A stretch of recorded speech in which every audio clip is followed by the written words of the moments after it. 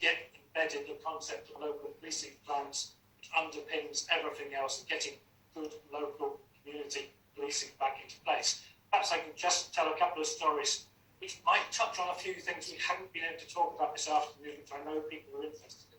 Because I stood on the A34 a few years ago with the local policing team, with our neighbourhood watches, with the family of the victims of a horrific road accident. Police had their speed camera out, and we made the case by monitoring the traffic for a change in traffic speeds on that particular stretch of road. That's what good community policing can do. Now, those speed cameras, they're not enough of them. You can set up a speed watch in your community, but it will run out of fizz because after a few weeks, you lose that camera. It's that kind of thing that we need. Similarly, following that, we did another project. They took their speed cameras out, they brought in speeding drivers, and they sat them down, and I was there with those families of victims. And the families of victims told them what happened to their family when there was a road accident. People who are breaking the traffic law started to understand what they could do. We need action on traffic safety as well, and that's something we just haven't been able to talk about this afternoon. It is one of my priorities. I wanted to ask a broad question. I think she's already partly answered. And as of yesterday, my comments would have been fairly brief in sticking to that. But as of today, something crossed my desk which rather illustrates the problem. So I will go into that in a second, if I may. The question I wanted to ask the chair of the scrutiny committee is: does she feel the combined authority is working?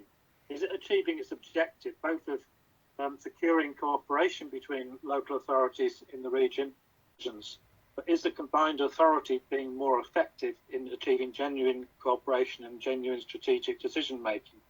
Now, the example I will give, and it just came across my desk today, is the issue we have of the implementation of bus lanes on the A34 by the combined authority.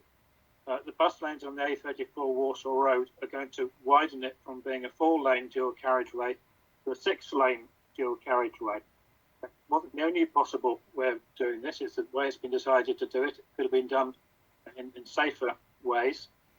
And part of my response to that, and other residents throughout, has been that a dangerous road, by making it 6 lanes, will become more dangerous, and part of the project needs to be the introduction of speed cameras, average speed cameras, which have been very successful in the region.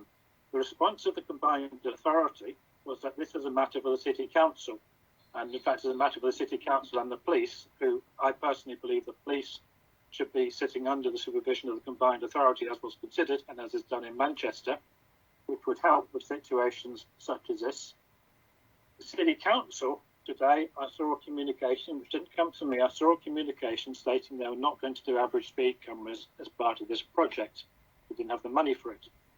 In a written response today to another councillor, cabinet member, has stated about average speed cameras, that they're a priority, but a funding source to support further rollout of average speed cameras has not been identified. We are in early discussions with West Midlands Combined Authority in terms of the future of average speed cameras. So the whole issue has gone round in a circle. It started with asking the Combined Authority. They said they couldn't do it. The council is putting the issue back to the Combined Authority.